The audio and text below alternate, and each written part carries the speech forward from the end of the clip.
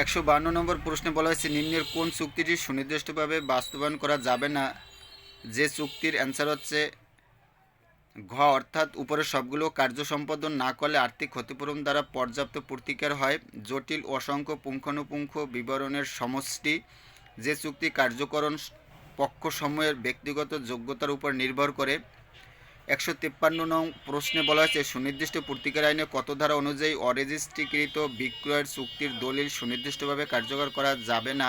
Answer হচ্ছে খ, অর্থাৎ ধারা 21-এ। এরপরে 154-তে বলা হয়েছে নিম্নলিখিত কোন ধরনের চুক্তির সুনির্দিষ্ট প্রতিপালন করা যাবে না। অ্যান্সার হচ্ছে গ, অর্থাৎ যে চুক্তির আরবিট্রেশন ক্লোজ থাকে। 155-তে বলা হয়েছে জমি হস্তান্তরের চুক্তিভঙ্গের প্রতিকার প্রদান করা যেতে পারে। অ্যান্সার হচ্ছে গ, চুক্তি সুনির্দিষ্ট বাস্তবায়নের মাধ্যমে।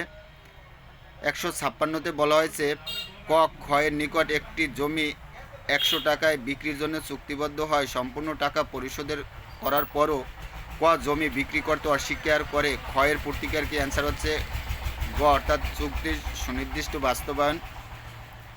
157 নং প্রশ্নে বলা হয়েছে ক, ক্ষয়ের কাছে একটি দুষ্প্রাপ্য চিত্রকর্ম বিক্রির জন্য সম্মত হয়, পরবর্তীতে খ, উহা বিক্রি করতে অস্বীকার করে, ক্ষয়ের প্রতিকার কি। অ্যান্সার হচ্ছে খ, অর্থাৎ চুক্তির সুনির্দিষ্ট বাস্তবায়ন।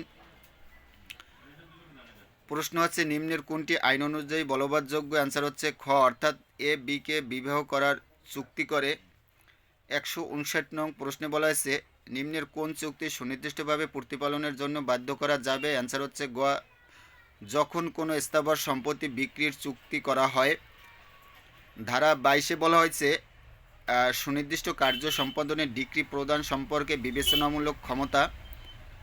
সুনির্দিষ্ট প্রতিকার আইনের 24 ধারায় বলা হয়েছে যাদের পক্ষে চুক্তি বাস্তবায়ন করা যাবে না, অর্থাৎ এখানে দেয়া আছে, অর্থাৎ অক্ষম, শর্ত ভঙ্গ করেছে, বেছে নিয়েছে, বন্দোবস্তের অধীন। এটি হচ্ছে সংক্ষিপ্ত রূপ।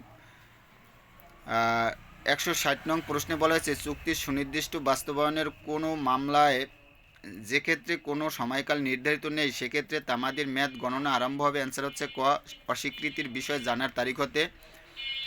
25 ধারায় বলা হয়েছে সত্য নেই এমন ব্যক্তির চুক্তি। 29 ধারায় বলা হয়েছে সুনির্দিষ্ট কার্য সম্পাদনের মামলা খারিজ, অর্থাৎ 161 নং প্রশ্নে বলা হয়েছে সুনির্দিষ্ট প্রতিকার আইনের 29 ধারা অনুযায়ী চুক্তির সুনির্দিষ্ট প্রতিপালনের মামলা খারিজ হলে বাদী অবশ্যই বারিত হবে। অ্যান্সার হচ্ছে খ, ক্ষতিপূরণের মামলা করতে।